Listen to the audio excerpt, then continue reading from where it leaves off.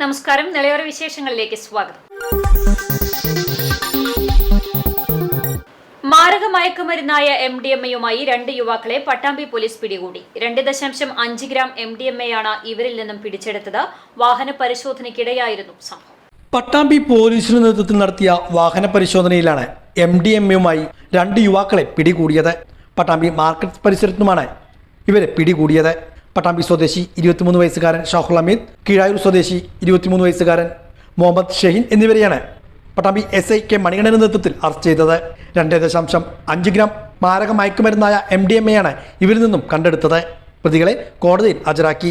വാഹന പരിശോധനയ്ക്കിടെ സംശയം തോന്നിയ ഇവരെ പോലീസ് ചോദ്യം ചെയ്യുമ്പോഴാണ് MDMA കണ്ടെടുത്തതെന്ന് Pattambi SI K Manikandan പറഞ്ഞു. 8 മണിക്ക് ശേഷം പട്രോളിംഗ് നടത്തിയ ഒരു സമയത്ത് പട്ടാമ്പി മത്സ്യ മാർക്കറ്റിന്റെ സമീപത്തുള്ള ബൈപ്പാസ് റോഡിൽ ഞങ്ങൾ ചെക്ക് ചെയ്യുന്ന സമയത്ത് ഒരു സാഹചര്യത്തിൽ 2 ചെറുപ്പക്കാരെ കാണി. ഞങ്ങൾ ചെക്ക് ചെയ്ത സമയം അവരെ കയ്യിൽ നിന്ന് ഒരു 3.3 ഗ്രാം കവർ ഉൾപ്പെടുന്ന MDMA കണ്ടെത്തുകയും ചെയ്തിട്ടുണ്ട്. അതിന്റെ അടിസ്ഥാനത്തിൽ അവർക്കെതിരെ കേസ് രജിസ്റ്റർ ചെയ്തിട്ടുണ്ട്. ഇന്ന് കോടതിയിൽ ഹാജരാക്കും. നിലവിലെ ഇത്തരത്തിലുള്ള മാരക മയക്കുമരുന്നായിട്ടുള്ള MDMA ഉപയോഗിക്കുന്നതൊക്കെ തന്നെ അതുമായിട്ട് ബന്ധപ്പെട്ടിട്ടുള്ള കാര്യങ്ങളും പ്രശ്നങ്ങളൊക്കെ തന്നെ എല്ലാവർക്കും അറിയാവുന്നതാണ്. ഇതിന്റെ ഇനി കൂടുതൽ ആളുകൾ ഇതിൽ ഉൾപ്പെട്ടിട്ടുണ്ടോ എന്ന് അറിയുന്നതിന് വേണ്ടിയിട്ടും അവർക്കെതിരെ മറ്റു നടപടികൾ സ്വീകരിക്കുന്നതിനും മറ്റും ബാക്കിയുണ്ട്.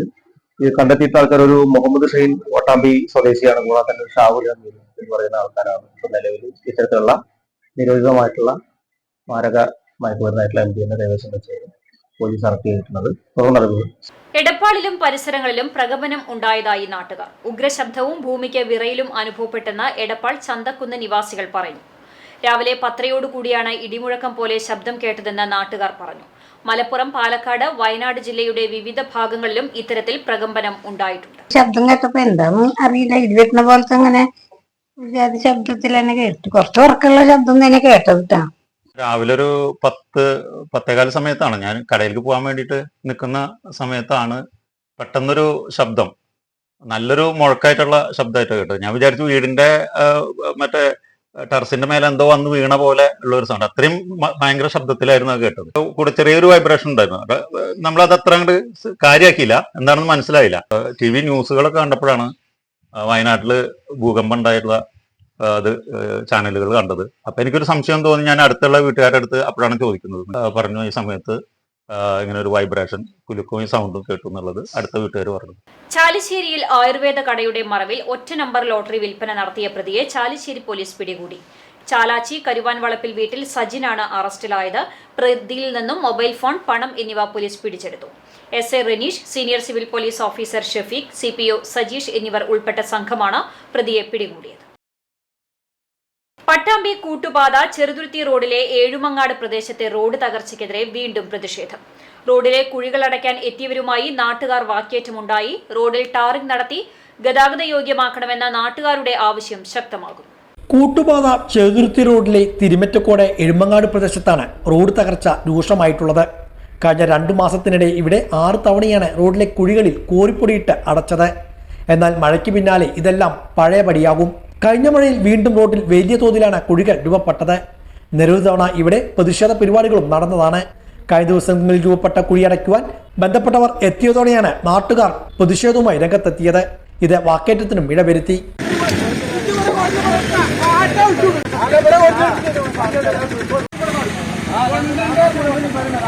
നൂറുകണക്കിന് വാഹനങ്ങൾ കടന്നു പോകുന്ന പാത ടാറിംഗ് നടത്തി ഗതാഗത യോഗ്യമാക്കണമെന്നാണ് നാട്ടുകാരുടെ ആവശ്യം. 5ഉം 6ഉം തവണ കുഴിയടക്കൽ മാത്രമാണ് ഇപ്പോൾ നടക്കുന്നത്. ഇത് നാട്ടുകാരുടെ കണ്ണിൽ പൊടിയിടുന്നതിന് സമാനമാണ്. ഇത്തരം നടപടികൾ ഇനി അംഗീകരിക്കാനാവില്ലെന്നും ഇവിടത്തുകാർ പറഞ്ഞു. ഇന്നലെ ഈ ഭാഗത്ത് കുഴികളിൽ ഒരു സ്ത്രീയും ഒരു വയസ്സായ ഒരു സ്ത്രീയും ഒരാളും കൂടി വന്നിട്ട് ഇതുപോലെ കാടാമ്പഴന്ന് വരുന്ന ടീമാണ്. അവർ ഇതുപോലെ കുഴിയിൽ വീണിട്ട് അവിടെ പെണ്ണെടുത്ത് ഇവിടെ വീണിട്ട് കൈയും കാലൊക്കെ പൊട്ടി നാശമായി. ഞങ്ങളാണ് ക്ലിനിക്കിലേക്ക് കൊണ്ടുപോയത്. അപ്പം അങ്ങനെ വളരെ സ്വാധീനമായ ഒരു അവസ്ഥയാണ്. തൽക്കാലികമായിട്ട് മണ്ണിട്ടിട്ട് കാര്യമൊന്നുമില്ല. കാര്യമായിട്ട് 2 ദിവസം കൊണ്ട് തന്നെ മഴ പെയ്ത് കഴിഞ്ഞാൽ മേൽഭാഗത്ത് നിന്ന് വരുന്ന വെള്ളം കൊണ്ട് അത് വലിച്ചു പോകുക. വീണ്ടും അവിടെ വലിയ കുഴിയാണ്. ഇതൊക്കെ നമ്മൾ പൊളിച്ചെടുത്ത് രണ്ടാമത് റിട്ടയർ ചെയ്യേണ്ട സമയം കഴിഞ്ഞു. ഇപ്പോൾ തൽക്കാലമായിട്ട് അവർ കുഴി അടക്കുന്നത്. അപ്പോൾ പിന്നെ അടയ്ക്കേണ്ടത് നമുക്ക് പറയാൻ കഴിയില്ല. അടച്ചുകൊണ്ട് ഞങ്ങൾക്കാണ് ഏറ്റവും കൂടുതൽ ശല്യം. ഏറ്റവും കൂടുതൽ ശല്യം എന്ന് പറഞ്ഞു കഴിഞ്ഞാൽ ഈ പൊടിയും മണ്ണും ഈ കല്ല് ഞങ്ങളുടെ ഈ ഫ്ലക്സിലേക്കൊക്കെയാണ് വന്നിട്ട് എന്നെ പോകാം. കടയിലേക്കാണ് കല്ല് വെക്കുന്നത്. ഇതേനാണ് വണ്ടികൾ ഈ അരിവ് കൂടെയാണ് ഇത്രയും കണ്ടത്. ട്രാക്ക് കണ്ടില്ലേ, ഈ ട്രാക്കിൽ കൂടെയാണ് വണ്ടികൾ പോകുന്നത്. അപ്പോൾ ഇത്രയും ദുരിതടിച്ചിട്ട് തന്നെ നമ്മളിവിടെ നിൽക്കുന്നത്. തൽക്കാലമായിട്ടുള്ളൊരു പണിയല്ല, ശാശ്വതമായ പരിഹാരം ചെയ്യേണ്ടത് തന്നെയാണ് നമ്മളൊക്കെ ആവശ്യം. റോഡ് രണ്ടാമത് ടെൻഡർ വെച്ചുകൊണ്ട് റീടാറിങ് ചെയ്യാനോ റെപ്രൈസ് ചെയ്യാനോ ചെയ്യാനാണ് ഉത്തമമായ പരിഹാരം. അല്ലാതെ വേറെ താൽക്കാലികമായിട്ട് കുഴി അടച്ചിട്ടൊന്നും ഒരു കാര്യമില്ല. ഇത് ഇങ്ങനെ കൊടുത്ത് പാച്ച് ചെയ്യാൻ പറ്റൂല, മനസ്സിലായോ? ഇത് 2 പ്രാവശ്യം ഇവിടെ പാച്ച് ചെയ്തിട്ട് ചെറിയ മറ്റേ ചാക്കിൽ കൊടുത്തിട്ട് കാറിട്ട് പോയി. ഇത് ഈ കണ്ട കച്ചറ കംപ്ലീറ്റ് ഇവിടുന്ന് വിളിച്ചു വെച്ചിട്ടുള്ളതാണ്. അതോ ആ കടക്കറ കംപ്ലീറ്റ് കച്ചറ ഇത് ഇവിടുന്ന് വിട്ടിട്ട് ആറങ്കോട്ട് വരെ ഇവിടെ ഉണ്ടാ. ഇപ്പൊ ശരിയാക്കി തരാറുള്ളതാ. എന്താ ശരിയാക്കാത്ത? 7 കൊല്ലം കഴിഞ്ഞല്ലോ. ഈ റോഡ് 10-13 വർഷമായി. 10 വർഷം മുന്നേ ഞങ്ങൾ തടുത്തിട്ട് ഇത് ടാർ ചെയ്യുമ്പോൾ 13 വർഷം മുന്നേ ഇത് തടുത്തിട്ട് ടാർ ചെയ്ത സമയത്ത് ഇത് പണി നന്നായിട്ട് നേരെ പണി തട്ടി എമിച്ച് വർക്ക് ചെയ്ത റോഡാണ് ഇത്. എത്ര കൊല്ലം? 13 വർഷമായി. കേരള വിഷനും ഏഷ്യാനെറ്റ് ന്യൂസും സംയുക്തമായി കുടുംബശ്രീ മിഷന്റെ സഹകരണത്തോടെ സംഘടിപ്പിക്കുന്ന Kudumbashree micro enterprises award 2024 poster പുറത്തിറക്കി. രജത ജൂബിലി ആഘോഷിക്കുന്ന കുടുംബശ്രീയിലെ സംരംഭക പ്രതിഭകളെ കണ്ടെത്തി ആദരിക്കുന്ന മെഗാ പരിപാടിയുടെ പോസ്റ്ററാണ് പുറത്തിറക്കിയത്. എറണാകുളം COA ഭവനിൽ നടന്ന ചടങ്ങ് സിനിമാ താരം ബിബിൻ ജോർജ് ഉദ്ഘാടനം ചെയ്തു. കുടുംബശ്രീ മൈക്രോ എന്റർപ്രൈസസ് അവാർഡ്സ് 2024 കേരളത്തിന്റെ പെൺകരുത്തായ കുടുംബശ്രീയിലെ സംരംഭക പ്രതിഭകളെ കണ്ടെത്തി ആദരിക്കുന്ന മെഗാ ഇവന്റ്. കേരളത്തിന്റെ പെൺകരുത്തായ കുടുംബശ്രീയിലെ സംരംഭക പ്രതിഭകളെ കണ്ടെത്തി ആദരിക്കുന്ന മെഗാ ഇവന്റായിരിക്കും കേരള വിഷനും ഏഷ്യാനെറ്റ് ന്യൂസും സംയുക്തമായി സംഘടിപ്പിക്കുന്ന കുടുംബശ്രീ മൈക്രോ എന്റർപ്രൈസ് അവാർഡ് 2024. സാമൂഹ്യ സേവനത്തിന്റെ മഹത്തായ 25 വർഷങ്ങൾ പൂർത്തിയാക്കിയ കുടുംബശ്രീയുടെ രജത ജൂബിലി ആഘോഷവേളയിൽ സംരംഭക പ്രതിഭകളെ സാദരം സാഭിമാനം പുരസ്കാരങ്ങൾ നൽകി ആദരിക്കുന്ന കുടുംബശ്രീ മൈക്രോ എന്റർപ്രൈസസ് അവാർഡ് 2024 പോസ്റ്ററാണ് പ്രകാശനം ചെയ്തത്. COA ആസ്ഥാനത്തെ NH അൻവർ ഹാളിൽ നടന്ന ചടങ്ങിൽ ചലച്ചിത്രതാരം ബിബിൻ ജോർജ് പോസ്റ്റർ ലോഞ്ച് ചെയ്തു. ചടങ്ങിൽ COA പ്രസിഡന്റ് പ്രവീൺ മോഹൻ അധ്യക്ഷനായി. Kerala vision news MD Prajeesh Achandi പരിപാടിയെക്കുറിച്ച് വിശദീകരിച്ചു. നമ്മൾ ഒക്ടോബർ മാസം ആരംഭിച്ച് ഫെബ്രുവരി മാസം അവസാനിക്കുന്ന തരത്തിൽ കേരളത്തിലെ 14 ജില്ലകളിലും ഒരു മെഗാ ഇവന്റ് തന്നെയാണ് ഇതിന്റെ ഭാഗമായി സംഘടിപ്പിക്കാൻ പോകുന്നത്. 50,000 യൂണിറ്റുകളിലും നമ്മൾ ഈ അവാർഡിന് അപേക്ഷിക്കുന്നതിന് വേണ്ടി എല്ലാ കുടുംബശ്രീ യൂണിറ്റുകളിലും നമ്മുടെ 15 ക്വസ്റ്റ്യനറുകൾ ഉൾപ്പെടുന്ന ആപ്ലിക്കേഷൻ ഫോം വിതരണം ചെയ്തു കഴിഞ്ഞു. അത് പൂരിപ്പിച്ച് ജില്ലാ മിഷൻ ത്രൂ നമ്മുടെ ജഡ്ജിംഗ് പാനലിലേക്ക് എത്തുകയും ആ ജഡ്ജിംഗ് പാനലിൽ നിന്ന് നമ്മൾ തിരഞ്ഞെടുക്കുന്ന 10 യൂണിറ്റുകളെ ഓരോ ജില്ലയിലും നമ്മൾ പുരസ്കാരം നൽകി ആദരിക്കും. ഇങ്ങനെ 14 ജില്ലകളിലും പ്രോഗ്രാമിന് ശേഷം അതിലൊരു മെഗാ ഫിനാലെ ഏഷ്യാനെറ്റ് ന്യൂസ് അത് സ്ഥലം തീരുമാനിച്ചിട്ടില്ല, അവരുടെ നേതൃത്വത്തിലും നടക്കും. ആദ്യമായിട്ടായിരിക്കും ഇത്തരത്തിൽ 2 ചാനലുകൾ ചേർന്നുകൊണ്ട് ഇങ്ങനെയൊരു ഷോ നടത്തുന്നത് എന്നാണ് തോന്നുന്നത്. Kudumbashree micro enterprises award knowledge പാർട്ണറായ യെല്ലോ ക്ലൗഡിന്റെ സാരഥി Shivaprasad, SIDCO president Vijayakrishnan, Kerala vision MD PP Suresh Kumar, Kerala vision news chairman CBPS എന്നിവർ പങ്കെടുത്തു. COA general secretary PB Suresh Kumar സ്വാഗതവും ട്രഷറർ ബിനു ശിവദാസ് നന്ദിയും പറഞ്ഞു. News desk CCTV. കുമരനെല്ലൂർ ഹൈസ്കൂളിന് സമീപം ഇരുചക്ര വാഹനങ്ങൾ കൂട്ടിയിടിച്ച് കുമരനെല്ലൂർ ചന്തപ്പടി സ്വദേശിക്ക് പരിക്കേറ്റു. ചന്തപ്പടി സ്വദേശി റസാഖിന്റെയും എറവക്കാട് സ്വദേശിയായ യുവാവിന്റെയും ബൈക്കുകളാണ് കൂട്ടിയിടിച്ചത്. കാലിന് ഗുരുതര പരിക്കേറ്റ റസാഖിനെ എടപ്പാളിലെ സ്വകാര്യ ആശുപത്രിയിൽ പ്രവേശിപ്പിച്ചു. കുമരനെല്ലൂരിലെ മീൻ വിൽപ്പനക്കാരനാണ് റസാഖ്. ഇടവേള. CCTVയിലൂടെ നിങ്ങളുടെ പ്രിയപ്പെട്ടവർക്ക് തീർത്തും സൗജന്യമായി ആശംസകൾ നേരാം. ജന്മദിനം, വിവാഹം, വിവാഹ വാർഷികം തുടങ്ങിയ അവിസ്മരണീയ ആഘോഷവേളകളിൽ നിങ്ങളുടെ പ്രിയപ്പെട്ടവർക്ക് CCTVയിലൂടെ തികച്ചും സൗജന്യമായി ആശംസകൾ നേരാം. അതിനായി ഫോട്ടോയും വിശദാംശങ്ങളും മെയിൽ അയയ്ക്കുകയോ അല്ലെങ്കിൽ ഓഫീസിൽ വൈകിട്ട് 4 മണിക്കുള്ളിൽ നേരിട്ടെത്തി നൽകുകയോ ചെയ്യാം. WhatsApp number 89 43 35 14 00. Mail ID cctvnews@gmail.com. ആശംസകൾ മെയിൽ അയക്കുന്നവരും വാട്സ്ആപ്പ് ചെയ്യുന്നവരും നിർബന്ധമായും ഓഫീസിൽ വിളിച്ച് ഉറപ്പുവരുത്തേണ്ടതാണ്. കൂടുതൽ വിവരങ്ങൾക്ക് 89 43 35 14 00, 89 43 35 14 26.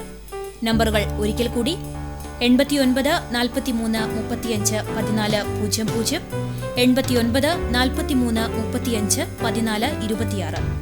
CCTV, നിങ്ങളുടെ സ്വന്തം പ്രാദേശിക ചാനൽ. വാർത്തയിലേക്ക്. ഇന്ത്യയിലെ ഏറ്റവും വലിയ ഇന്റർനെറ്റ് സേവനദാതാക്കളുടെ പട്ടികയിൽ കഴിഞ്ഞ സാമ്പത്തിക വർഷം 7ാം സ്ഥാനത്തെത്തിയ കേരള വിഷൻ ആകർഷകമായ പുതിയ പ്ലാൻ പ്രഖ്യാപിച്ചു. നവകേരള പ്ലാൻ എന്ന് പേരിട്ടിരിക്കുന്ന പദ്ധതിയിൽ പ്രതിമാസ നിരക്ക് മാസം തോറും വെറും 199 രൂപ മാത്രമാണ്. പ്ലാനിന്റെ ഉദ്ഘാടനം എറണാകുളം COA ഭവനിൽ നടന്ന ചടങ്ങിൽ TJ വിനോദ് MLA നിർവഹിച്ചു. രാജ്യത്തെ ഏറ്റവും വലിയ ഇന്റർനെറ്റ് സേവനദാതാക്കളുടെ പട്ടികയിൽ കഴിഞ്ഞ സാമ്പത്തിക വർഷത്തിൽ കേരള വിഷൻ 7ാം സ്ഥാനത്തെത്തിയതിന്റെ ഭാഗമായി ഗ്രാമീണ മേഖലയിലെ ദുർബല വിഭാഗങ്ങൾക്കായാണ് ശരാശരി 199 രൂപ പ്രതിമാസ നിരക്ക് വരുന്ന ആകർഷകമായ പ്ലാൻ കേരള വിഷൻ പ്രഖ്യാപിച്ചത്.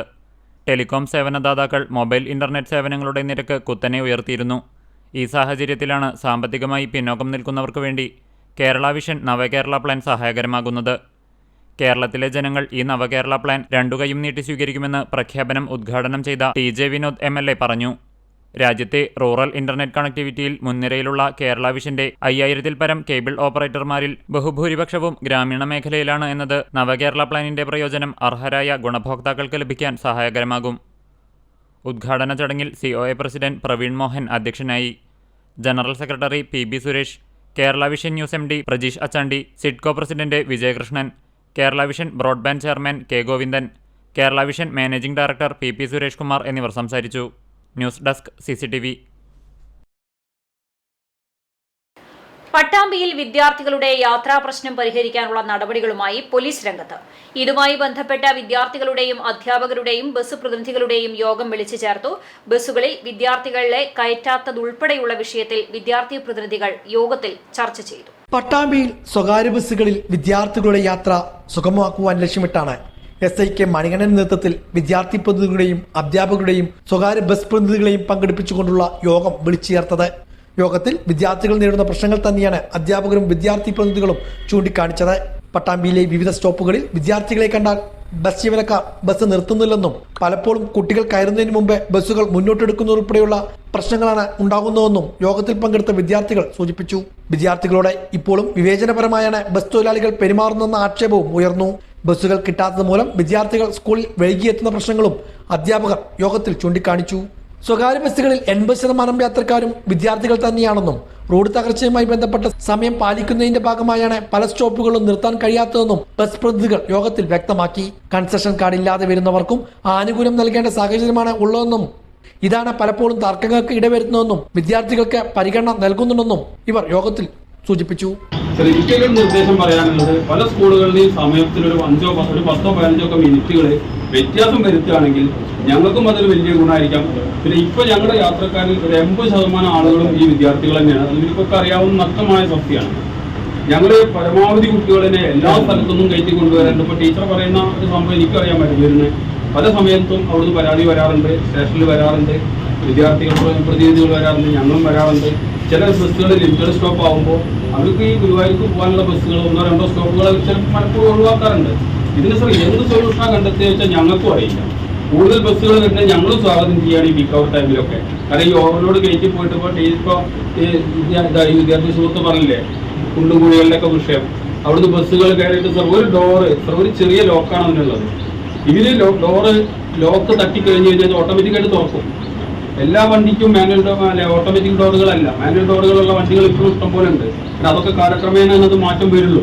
ഒരു മാനുവൽ ഡോർ വെക്കണമെങ്കിലും ഒരു ഓട്ടോമാറ്റിക് ഡോർ വെക്കണമെങ്കിലും തമ്മിലുള്ള വ്യത്യാസം 30,000 രൂപയുടെ വ്യത്യാസമാണ്. അപ്പോൾ എല്ലാ ബസ്സുകൾക്കും അത് വെക്കാൻ കഴിയും. പിന്നെ പഴയ വിദ്യാർത്ഥികളുടെ സുഗമമായ യാത്രയ്ക്ക് ആവശ്യമായ നടപടികൾ കൈക്കൊള്ളുവാനും യോഗത്തിൽ തീരുമാനമായി.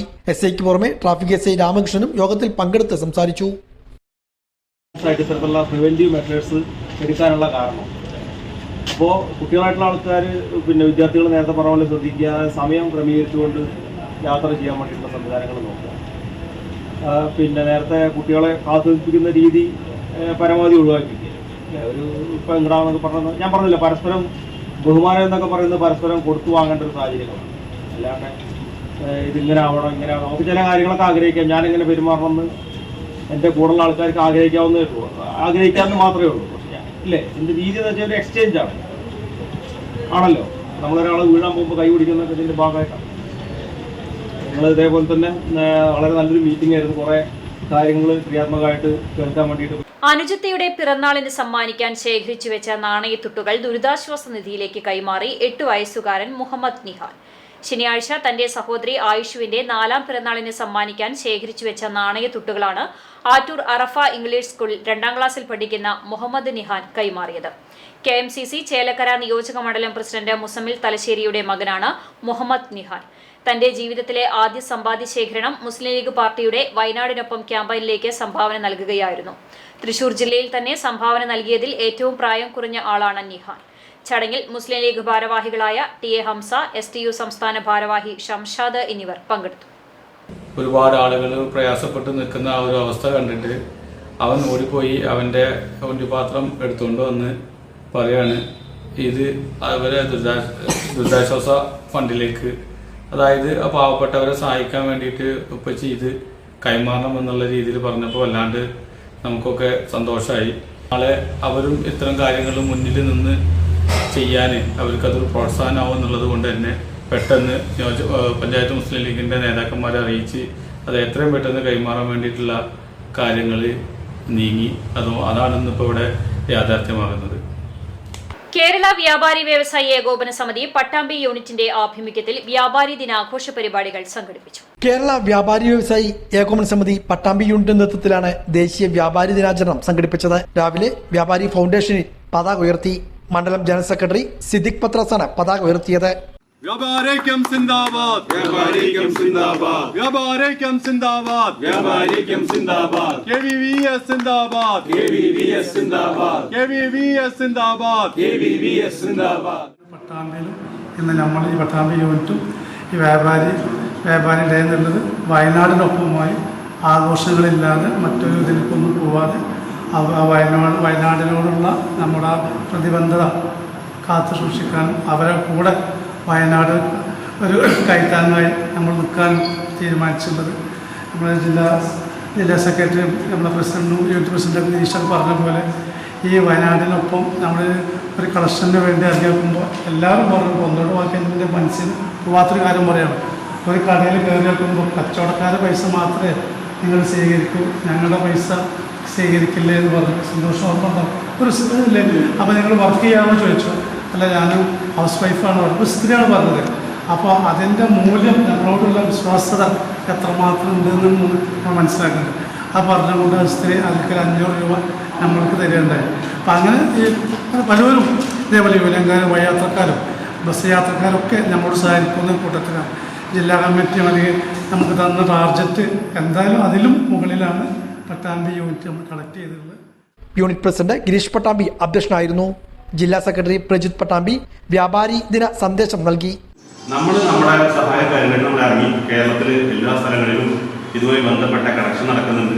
കേരളത്തിലെ എല്ലാ സ്ഥലങ്ങളിലും ഇതുമായി ബന്ധപ്പെട്ട വർക്ക് നടക്കുന്നുണ്ട്. അപ്പം അതിൽ നമ്മുടെ ജില്ലയ്ക്ക് നമ്മുടെ വ്യാപാര മേഖലയ്ക്ക് ഏറ്റവും കൂടുതൽ അഭിമാനിക്കാൻ നൽകുന്ന ഒരു കാര്യം എന്ന് പറഞ്ഞാൽ ഇതിന്റെ വർക്ക് മൊത്തം കോർഡിനേറ്റ് ചെയ്യുന്നത് കേരളത്തിലെ ഈ ഒരു പ്രളയമാക്കല ഈ ഒരു ഉരുൾപൊട്ടലുമായി ബന്ധപ്പെട്ട ഈ ഒരു ദുരവസ്ഥയിൽ ഇതിന്റെ കളക്ഷനും ഇതിന്റെ വർക്കുകളെല്ലാം കോർഡിനേറ്റ് ചെയ്യുന്നത് നമ്മുടെ ജില്ലാ പ്രസിഡന്റ് കൂടി ആയിട്ടുള്ള കമ്മിറ്റിയാണ്. നമ്മുടെ ജില്ലാ പ്രസിഡന്റ് കൂടി ഭാഗമായിട്ടുള്ള ഒരു കമ്മിറ്റിയാണ് ഇതിന്റെ കളക്ഷനും ഇതിന്റെ ബാക്കി ഇവിടുന്ന് അങ്ങോട്ടുള്ള എങ്ങനെയാണ് വ്യാപാരിയെ പുനരുജ്ജീവിക്കേണ്ടത്, എങ്ങനെയാണ് അവരെ വീണ്ടും ജീവിതത്തിലേക്ക് കൊണ്ടുവരേണ്ടതെന്നുള്ള കാര്യങ്ങൾ പ്ലാൻ ചെയ്യാനുള്ള 3 അംഗ കമ്മിറ്റിയിൽ ഒരാളാണ് നമ്മുടെ ജില്ലാ പ്രസിഡന്റ്. മണ്ഡലം സെക്രട്ടറി അംഗം EP Abdul Jabbar, general secretary Santhosh, treasurer Abulais, youth wing president Sanu, മറ്റു ഭാരവാഹികളും പങ്കെടുത്ത് സംസാരിച്ചു. ആലൂർ ചാമുണ്ടിക്കാവ് ഭഗവതി ക്ഷേത്രത്തിലെ 25ാമത് വൈശാഖമേളയ്ക്ക് സമാപനമായി. ജൂലൈ 15 മുതൽ ഓഗസ്റ്റ് 9 വരെയാണ് ക്ഷേത്രത്തിൽ വൈശാഖമേള നടന്നത്. വൈശാഖമേളയുടെ ഭാഗമായി ഭാഗവത സപ്താഹയജ്ഞം, ദേവി ഭാഗവത നവാഹയജ്ഞം, മഹാഗണപതി ഹോമം, ആനയൂട്ട്, ഭക്തിപ്രഭാഷണം, നൃത്തനൃത്യങ്ങളും അരങ്ങേറി. ഓഗസ്റ്റ് 9 വെള്ളിയാഴ്ച നടന്ന മഹാചണ്ഡിക ഹോമത്തോടെ വൈശാഖമേളയ്ക്ക് സമാപനമായി. ഇതോടെ നെളിയോര വിശേഷങ്ങൾ സമാപിക്കുന്നു. നമസ്കാരം.